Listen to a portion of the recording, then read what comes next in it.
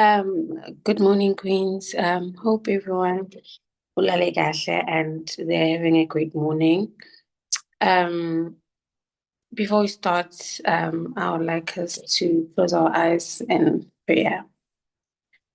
Lord Jesus Christ, Heavenly Father, thank you for waking us up today. Please be with me now as I'm going to deliver the message that you've given me to share with your kids. Give me strength and power that whatever that I had prepared ukuthi ngikwazi ukuthi to deliver it in a way that it might help someone or it might change something in someone's heart. I ask all this in the wonderful name of our Jesus Christ. Amen. My topic for today is change begins in the mind. Romans 12 verse 2 says, "Do not be conformed to this world, but be transformed by the renewing of your mind, that you may prove what is that good and acceptable and perfect will of God." And I want us to focus in the conversion of Saul, which is found in the book of Acts, chapter 9. It reads, meanwhile, Saul was still breathing out murderous threats against the Lord's disciples. He went to the high priest and asked him for letters to the synagogues in Damascus, so that if he found any there who belonged to the way, whether man or woman, he might take them as prisoners to Jerusalem. As he neared Damascus on his journey, suddenly a light from heaven flashed around him. He fell to the ground and heard a voice say to him, "Saul, Saul, why do you persecute me?" "Who are you, Lord?" asked Saul. "I am Jesus whom you are persecuting." He replied, "Now get up and go into the city. You will be told what you must do." The men traveling with Saul stood there speechless. They heard the sound but did not see anyone. Saul got up from the ground, but when he opened his eyes, he could see nothing. Okay, we were firstly introduced to Saul when during when they were stoning Stephanie, and he was part of the people who were um who were glad that they killed Stephanie, and he then continued to go to destroy the church and going around looking for men and women to kill them and also taking others to prison. Anyone that was still convicted and believing in God in anything. And until then, he was on the journey going to Damascus, and then um God appeared to him and asked why he is persecuting him, and then there was the lightning that made him blind. So Queens, this morning, um, I want to say sometimes God would let us to lose our sight of everything that has our attention, that's taking our attention from Him. That's stopping us from being able to hear him when God speaks to us. Most of the time, it could be things that we treasure the most. It could be our phones, because our phones also, it's the first thing that we look at when we wake up in the morning, the last thing that we wake up in the morning. Some of us even use our phones to be distracted and run away from our own thoughts and the things that trouble us in our minds. And also, it could be our jobs, that sometimes we get so caught up in our careers and doing our jobs that we then forget to do the things that bring us closer to God. Maybe reading our kids' Bible stories when they go to sleep, praying for our marriages, and spending time with our spouses, and having time to spend time with the Lord, reading the Bible and everything, because we're just too caught up with not wanting to lose the things that we've accompanied la empilweni that we are living. until then we get to a space where we lose our sight. God makes us to lose our sight, because God is trying to bring us back to Him.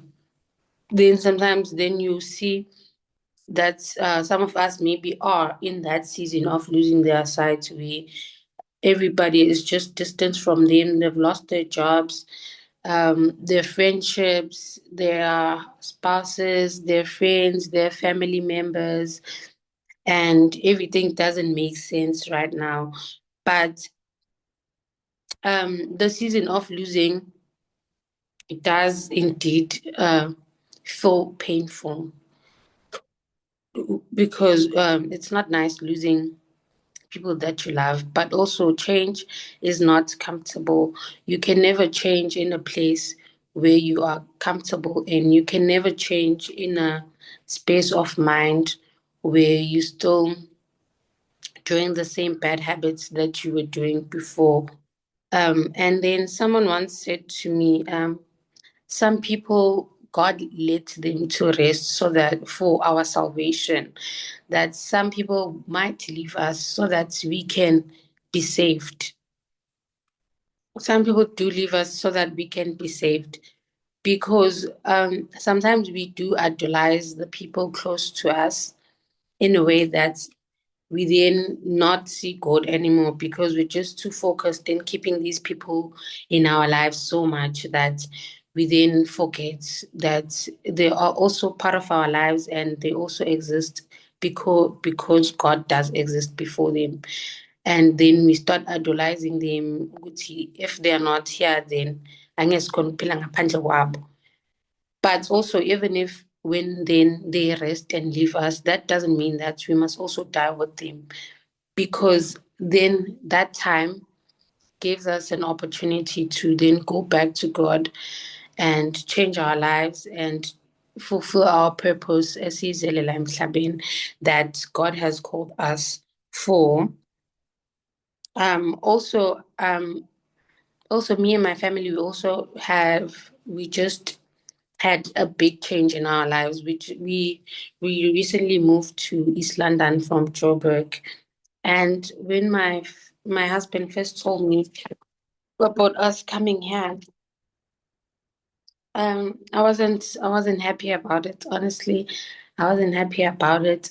I was very uncomfortable, and all I could think of is all the things that I'm going to be leaving behind me, my friends, memories, and everything that. And also, it's because us coming here, we don't know anyone this side, so it was just us coming here for a fresh start, so that we can leave past things behind us and build our family without the noise, because Joburg started having a lot of noise within our marriage, and we had to make that decision of moving so that we can have a fresh start and begin a new journey. And for me, I struggled for a long time to look for the positive side of us moving. I was too stuck on the things that I'm going to lose, the connections, the relationships. Because when you are distant, it's easy for people to then forget about you, or to, yeah. And yes, so that happens. But after we came here, I had to make a decision. Uguti, am I going to be miserable about us moving here? Or am I going to embrace this new journey and use it to become a better person for my kids, my husband, and myself also? And luckily, ngoba uNkulunkulu shame uyazenza izinto zakhe ngendlela yakhe. The day when we were moving, a friend of mine gave me a book, a devotional. The the name of the devotional is The Power of a Praying Wife.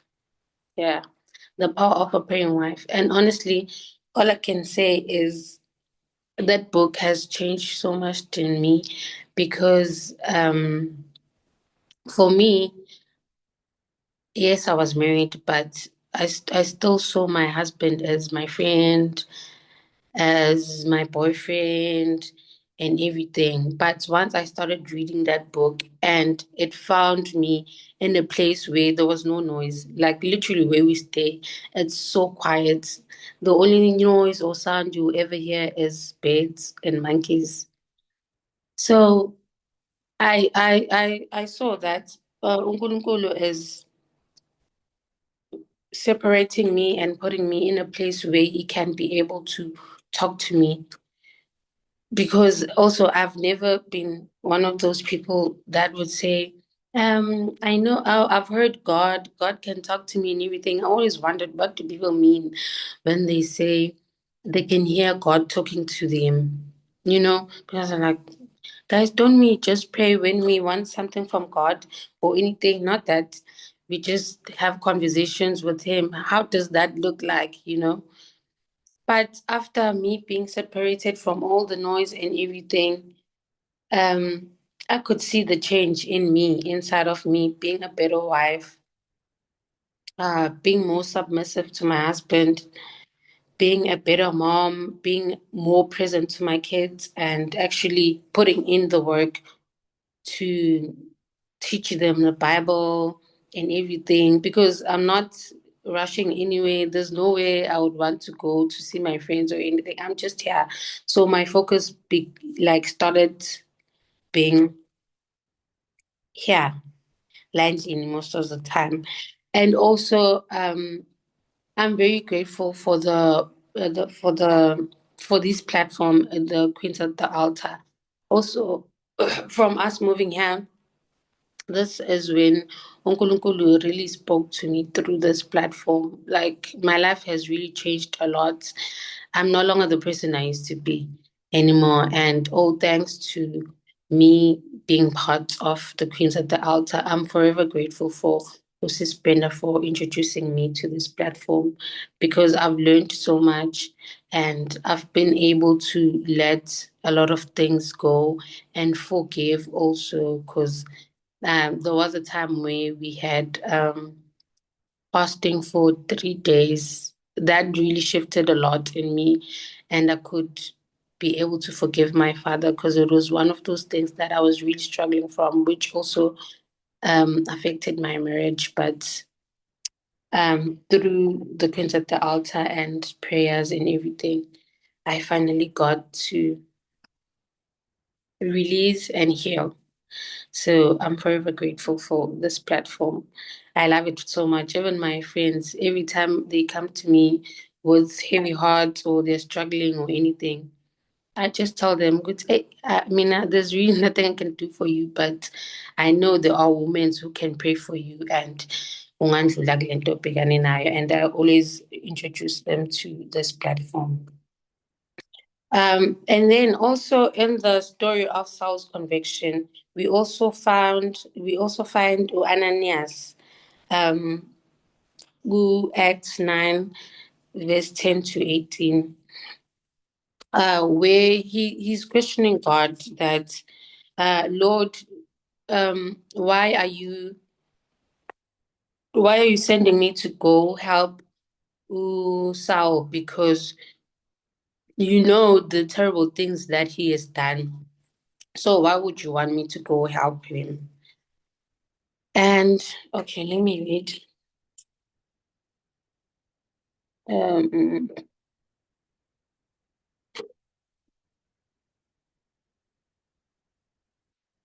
verse 10. In Damascus, there was a disciple named Ananias. The Lord called to him in a vision. Ananias, yes, Lord, he answered. The Lord told him, go to the house of Judas on straight streets and ask for a man from Tarsus named Saul, for he is praying. In a vision, he has seen a man named Ananias and place his hand come and place his hands on him to restore his sight. Lord, Ananias answered, I have heard many reports about this man and all the harm he has done to your holy people in Jerusalem, and he has come here with authority from the chief priest to arrest all who call on your name. But the Lord said to Ananias, Go, this man is my chosen instrument to proclaim my name to the Gentiles and their kings and to the people of Israel. I will show him how much he must suffer for my name. Um, are we also not Ananias in our lives? Because sometimes we also crucify people based on the things that they have done, even even if we can see that the people they are trying to change and they have been convicted, they have lost their sight, but now God is saying we must go pray for them so that their sight can be restored and they can start walking the journey of God. But Tina, we are the first one to say, God, but how can you? Um, are not all sins the same, Gandhi, when we then are the ones to decide who's qualified and who's not qualified for God to save. If uNkulunkulu uyasithuma ukuthi we must go and pray for the lost people, and we question him ukuthi, God, how can you ask us to go and minister to people that they've done terrible things? Then mase singafuni ukuyothandaza emajele because sicabanga ukuthi those people can never change or they don't deserve umusa kaNkulunkulu. Are we then do not ukuthi siyibone ukuthi thina then we are more better than them, or bona they are less deserving to be called abantwana bakaNkulunkulu? And sometimes we must also know that sometimes other people's salvation relies on us pleading for them on their behalf to God.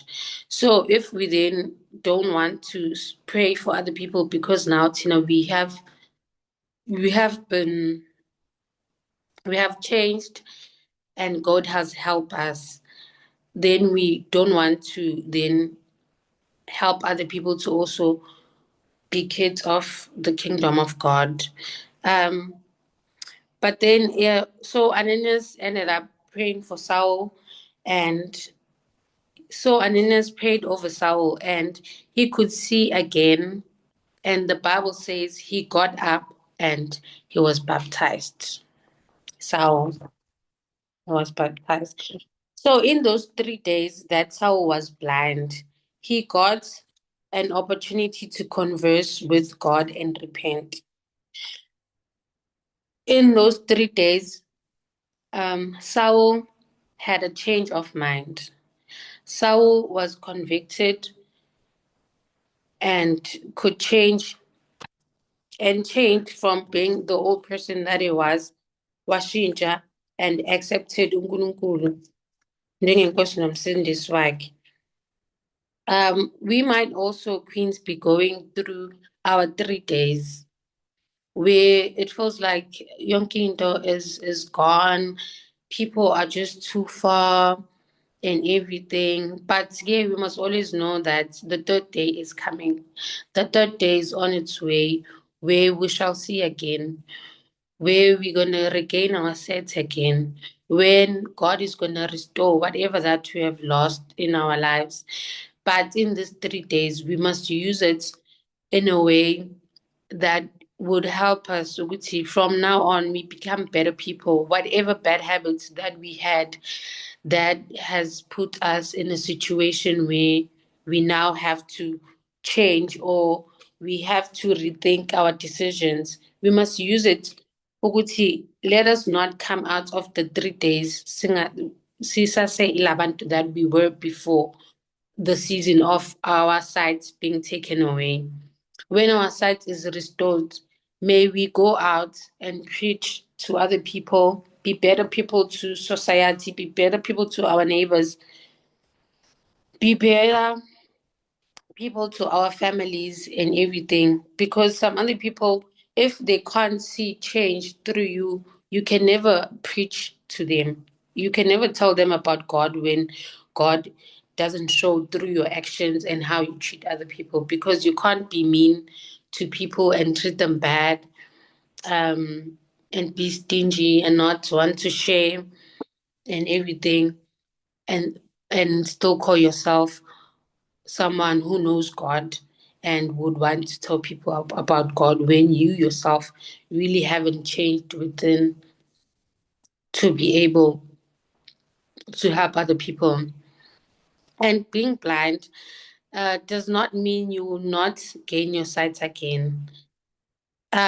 In 3 days, don't give up, hold on. God is definitely in the neighborhood and is going to be knocking at your door soon. For a mere fact that you can still wake up in the morning, then sure, that your third day is coming and you receive great news. And then after Usaul has gained his sight, he started preaching and telling people about the Messiah, and um, that didn't go well for him, because where he was, people still saw him the same way, even though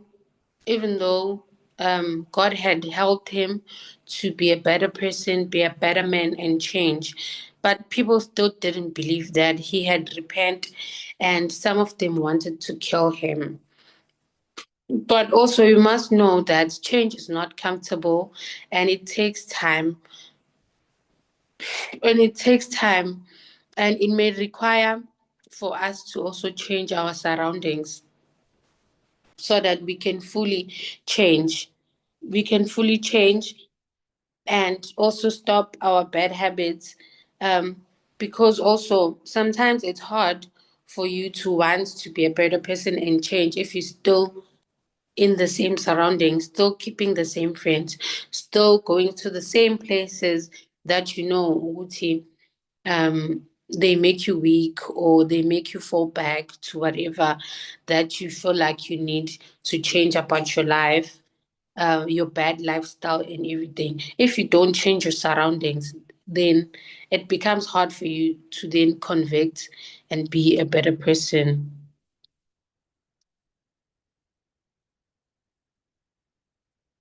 Oh, changing your mind will also require some sacrifice from you, because either way, you choosing to change or not choosing to change, that's still a sacrifice.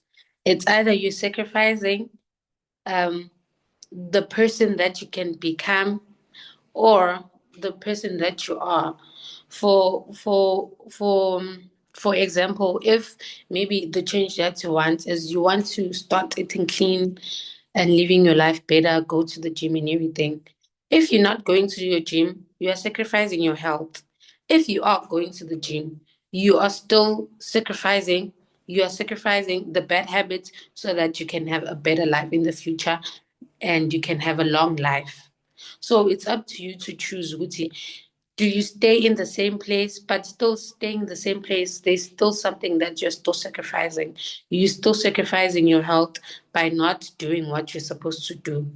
So it's better for you to then sacrifice so that you can receive positive feedback than to sacrifice not um, being a better person, being happier, or everything. Because most of the time, the reason why we would feel like we want to change certain things about our lifestyle, habits, and everything, it's because we are not happy where we are. So we are not happy where we are, and we don't feel good about ourselves. So it's up to you then to then choose with him. Are you gonna stay in that space where you are miserable and sad and depressed, or you're gonna fight so hard for you to become a better person for yourself and for the people around you also?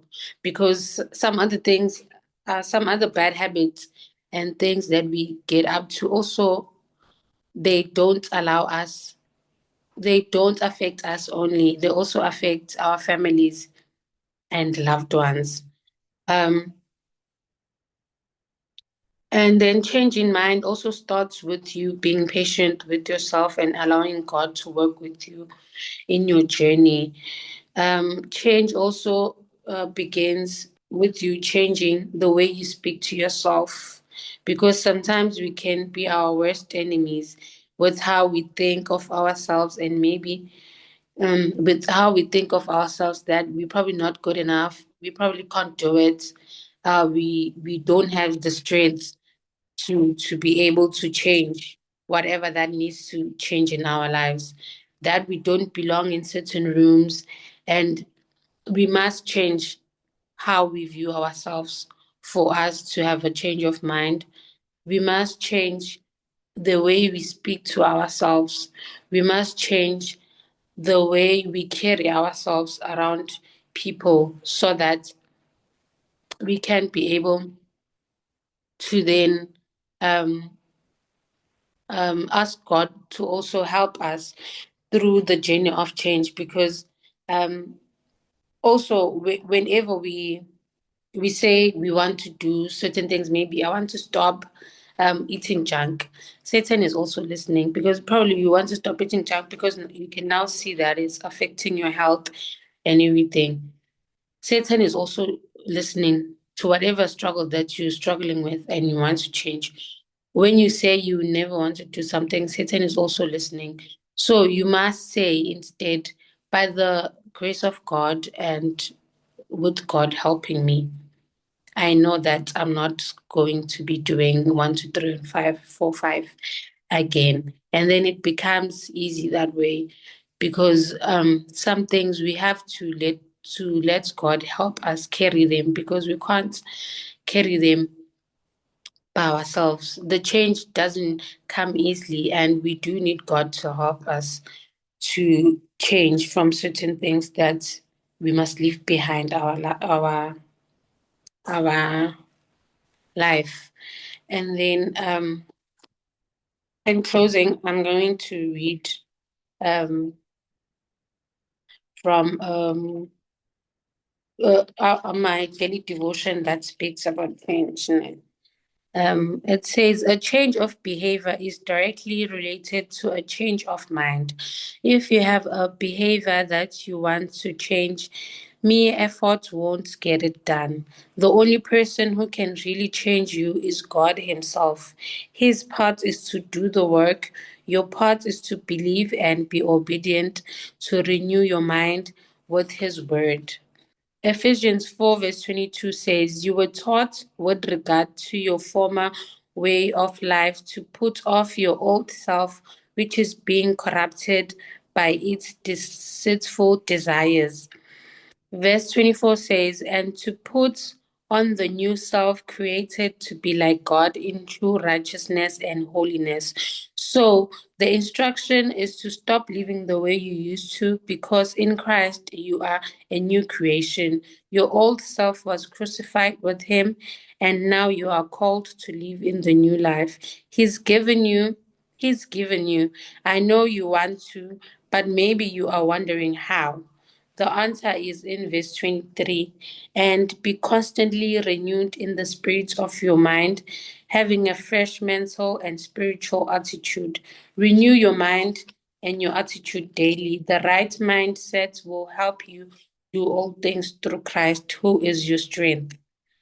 And I want our prayer today to be, God, thank you for giving me a fresh mental and spiritual attitude. When I refresh my spirit with your word, change me into the person you want me to be. Amen.